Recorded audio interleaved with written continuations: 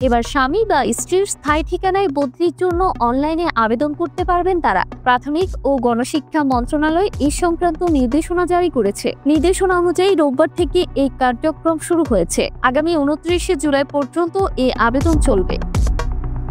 সম্প্রতি প্রাথমিক ও গণশিক্ষা মন্ত্রণালয়ের বিদ্যালয় ২ শাখার উপসচিব ডক্টর ফাহিম ইকবাল জাগিরদারের সই করা এক নির্দেশনায় জানানো হয়, শিক্ষকরা অনলাইনে সর্বোচ্চ ৩টি বিদ্যালয় পছন্দক্রমে উল্লেখ করতে পারবেন। পছন্দ অনুযায়ী বদলির আদেশ চূড়ান্ত হলে তা পরবর্তীতে বাতিলের কোনো সুযোগ থাকবে না। আর বদলি প্রক্রিয়ার বিভিন্ন ধাপে অংশ নেবেন প্রধান শিক্ষক, উপজেলা ও জেলা শিক্ষা কর্মকর্তা সহ বিভাগীয় উপপরিচালক এবং প্রাথমিক শিক্ষা অধিদপ্তরের মহাপরিচালক।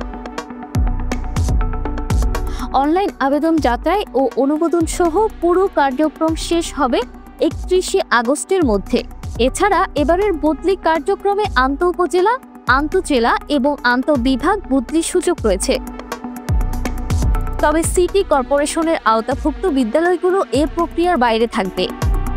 নির্দেশনায় আরও জানানো হয়েছে, বদলির জন্য শিক্ষকদের আবেদন যাচাই করতে হবে ২০২৩ সালের ১০ অক্টোবর প্রণীত সমন্বিত অনলাইন বদলি নির্দেশিকা অনুযায়ী। তবে সংশ্লিষ্ট কর্মকর্তারা যাচাইয়ের কোনো অনিয়ম করলে তা ভবিষ্যতে পুনর্বিবেচনার সুযোগ নষ্ট করবে বলেও সতর্ক করা হয়েছে।